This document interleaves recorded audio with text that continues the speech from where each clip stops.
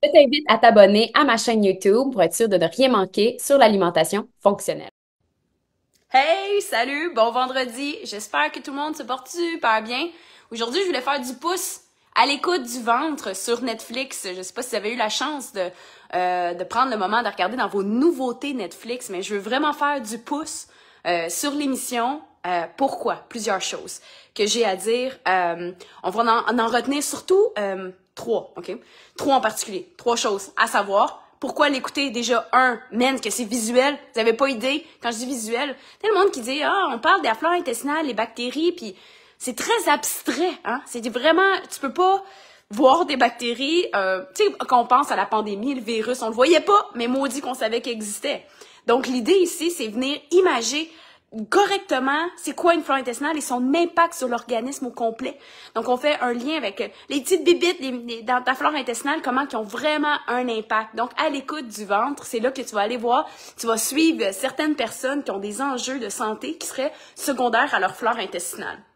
Donc, numéro un, c'est très imagé et ça te permet de comprendre rapidement ce que j'essaie de passer comme message depuis plus de 10 ans, OK?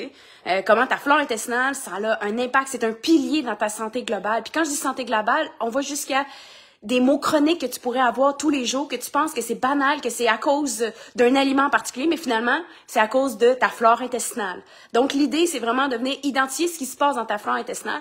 Et deuxième chose, donc c'est imagé. Et deuxième chose, si vous connaissez pas Geneviève La Bonté Chartrand, puis je vais la taguer dans le live, elle a justement fait un reel sur le sujet, puis j'ai tellement connecté avec ce qu'elle a dit que je vais prendre ces mots, que en fait c'est Julia, en fait, si vous savez pas, le livre Le charme discret de l'intestin a été écrit en 2014 et elle parlait de ça déjà il y a 10 ans, tu sais.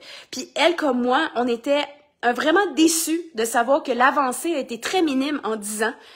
Ça fait 10 ans qu'on sait que la flore intestinale a un impact sur ta santé globale. À date, la seule chose que je vois qui est disponible, c'est des probiotiques sur le marché, qui est peut-être pas la solution idéale tout le temps, qui est peut-être pas la première étape qu'il faut y aller, mais l'alimentation est à toucher, puis l'éducation de l'alimentation, et on fait après ça un lien dans le reportage sur l'importance, en fait, de la diversité de ton alimentation, des fruits et légumes pour supporter ta flore intestinale, ce qui est très bien.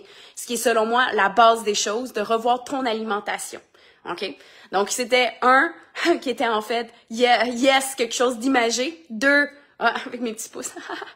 Et deux, de venir optimiser, en fait, la science, en fait, qui est comme avancée très lentement, qui est comme un peu décevant, mais en même temps, faut le voir positivement, que là, il y a un reportage sur Netflix qui nous fait penser que finalement, il y a des solutions peut-être plus concrètes qui s'en viennent, hein? L'avenir est prometteur, donc on reste positif.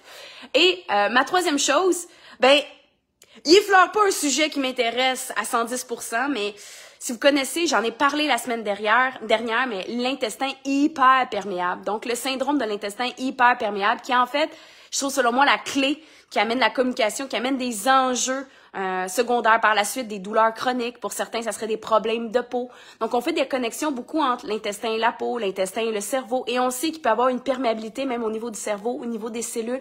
Et c'est possible aussi d'avoir une plus grande perméabilité au niveau de l'intestin qui amène d'autres certains enjeux, dont des sensibilités alimentaires. Ce qui est malheureusement pas parlé dans l'émission, qui est très effleurée.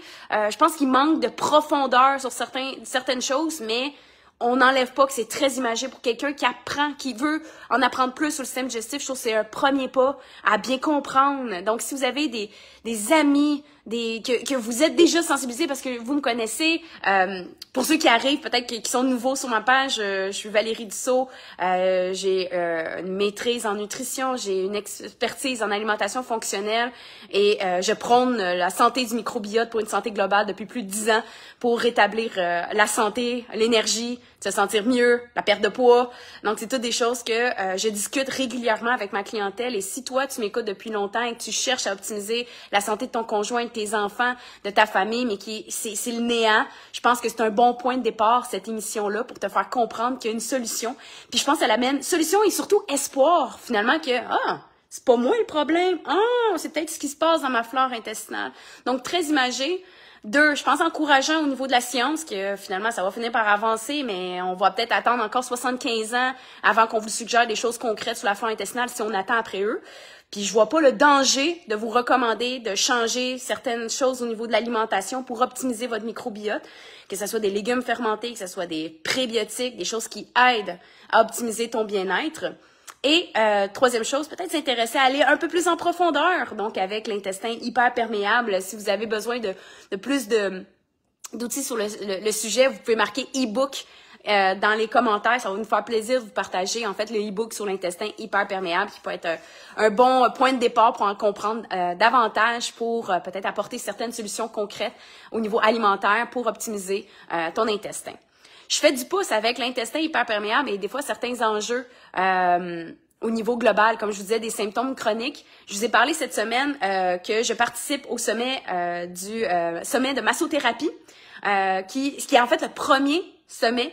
Je suis vraiment chanceuse d'avoir été invitée dans le première édition.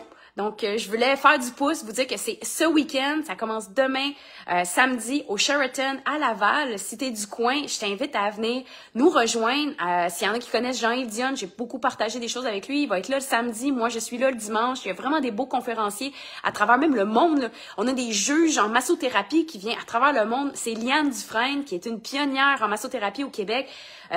Aussi connue sous le nom d'une femme forte parce qu'elle a gagné des concours de femmes fortes. C'est assez hot comme madame. Si vous la connaissez pas, Liane Dufresne, je vous invite à aller la suivre sur les réseaux, mais c'est elle qui a parti le sommet de la massothérapie parce qu'elle est une passionnée de la santé, une passionnée de la massothérapie. Donc c'est comme un concours, vraiment un championnat de massothérapie, là. Vous allez voir des massos en action sur place.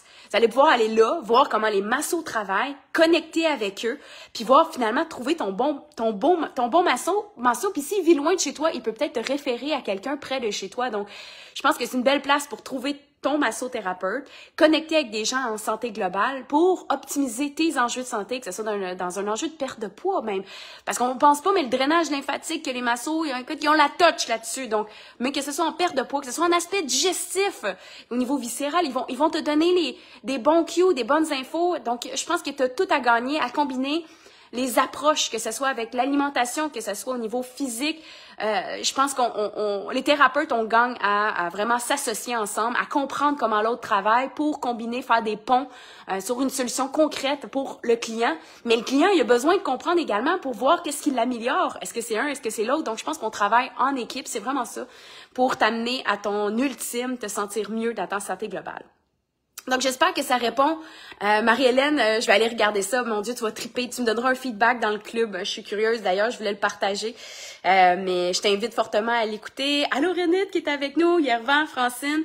Merci de votre présence en ce beau vendredi. Donc, j'espère que j'ai fait une sensibilisation sur ton microbiote. Va écouter l'émission. Elle peut être en français, sous-titrée en anglais, n'importe quelle langue. Donc, clairement que tu peux y avoir accès toi aussi. Comprends, maîtrise et supporte ta flore intestinale. Je pense que c'était le gros du message et viens nous rejoindre au salon de la massothérapie parce que je vais parler de ta flore intestinale dans un contexte de douleur chronique.